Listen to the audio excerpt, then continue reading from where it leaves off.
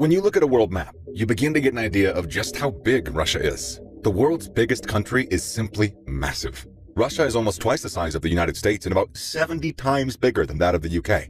At over 170 million square kilometers, Russia takes up roughly 1/8 of the world's landmass.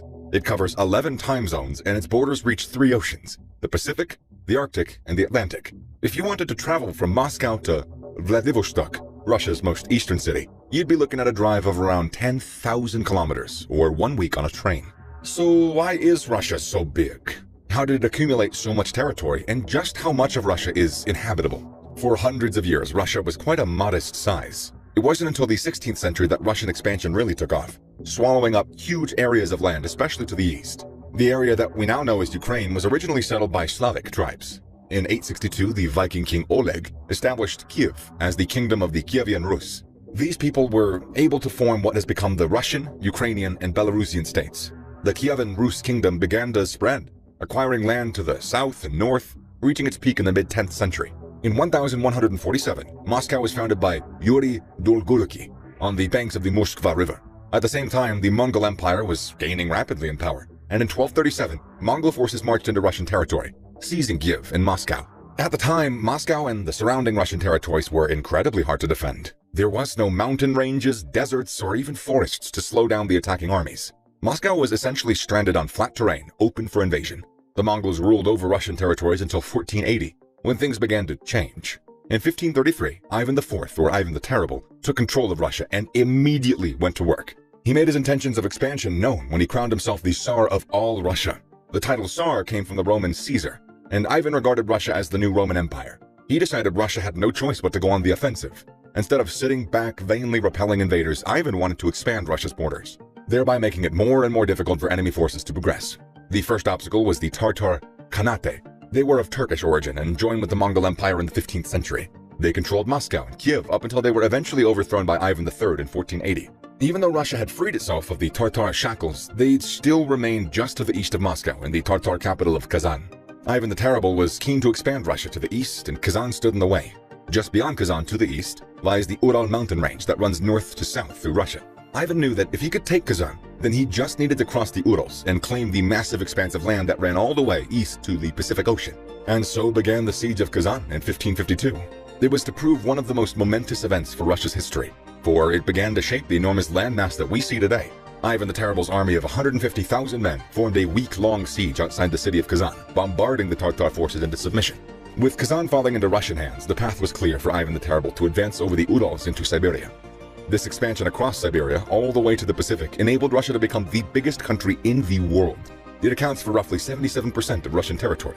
To give you an idea of just how gigantic Siberia is, we can compare it to Canada, the world's second biggest country. Canada has a landmass of almost 10 million square kilometers. Siberia alone covers well over 13 million square kilometers. The taking of Siberia was done with relative ease. For starters, much of Siberia was already largely uninhabited. A significant size of the land was, and still is, barren, devoid of vegetation or wildlife, and subject to extreme conditions in winter. This meant that few other countries were interested in claiming the region, much less settling there. There are currently only 3 people per square kilometer in Siberia, and that number was still lower than when Russian forces plowed through in the 16th century. Added to that was the fact that anyone living there tended to be people of nomadic tribes, and some were even indifferent to the Russian presence. Even if they opposed it, they had no established cities or empires to challenge the invading Russians. There were also no real geographical borders or barriers stopping the Great Eastern expansion.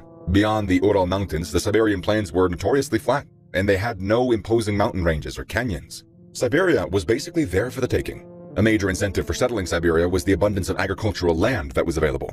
The Russians were already drawn to the Siberian furs that were especially sought after for trade with European countries. Gradually, Siberia was settled, albeit sparsely, and in 1639, the explorer Ivan Moskvitin reached the Pacific Ocean coast. By this time, there were approximately 200,000 Russians living throughout Siberia. But the Russian thirst for new territories was far from satisfied. When Peter I, or Peter the Great, came into power, Russia continued to expand. The Rostov region to the southwest of Moscow, near Ukraine, was settled and remains part of Russia today. In 1703, Peter the Great also established St. Petersburg in northwestern Russia. It was originally a Swedish fortress, but Peter wanted it for Russia's new capital. He had grand visions of a Russian city that would be the hub of economic and cultural activity. Strategically, it made sense, being located on the Gulf of Finland with great potential to become a powerful port city. Today, that dream has very much been realized. St. Petersburg is a bustling, vibrant city of over 5 million people and is undeniably Russia's cosmopolitan capital.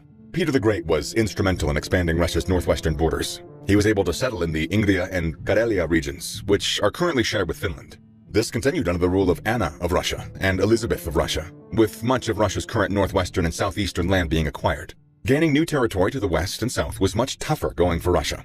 Here they faced stiff opposition from established states such as Poland and Turkey.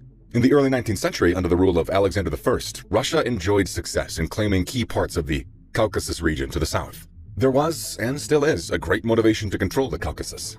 To do so meant being able to keep the Ottoman Empire in check, as well as having access to the Black Sea.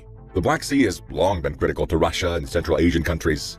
It not only links Asia with Europe, but the Dardanelles in the southwestern corner, and it also links the Black Sea to the Mediterranean Sea.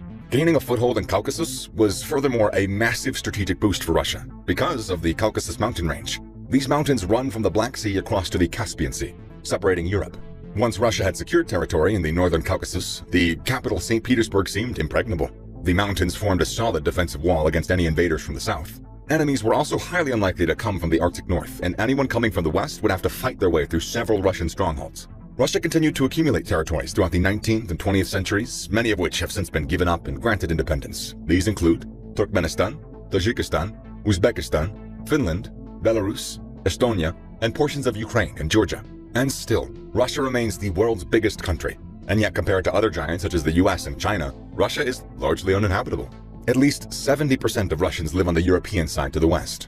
Most of the Russian North and Siberian plateaus have extremely hostile environments, meaning around 65% of Russia is absolutely uninhabitable. This accounts for its relatively small population of just over 140 million people. This is half of Indonesia's population, despite being around 9 times the size. It's not only Russia, though, that has large areas of uninhabitable land. Canada and Australia are other large countries, and much of their interiors is highly unsuitable for human settlement. 70% of Australia is either arid or semi-arid, meaning about 40% of the country is inhabitable. 90% of Canada is uninhabited due to its central and northern regions being barely arable and suffering from permafrost, when the ground remains frozen at 0 degrees Celsius for prolonged periods. Maybe it's because so much of Russia is uninhabitable that prompted Vladimir Putin to ominously declare that the borders of Russia do not end. The United States and NATO would beg to differ, and Russia still hopes of further expansion, and that is being closely monitored and checked. It would seem, though, that for now, Russia is as big as the rest of the world will allow it to be.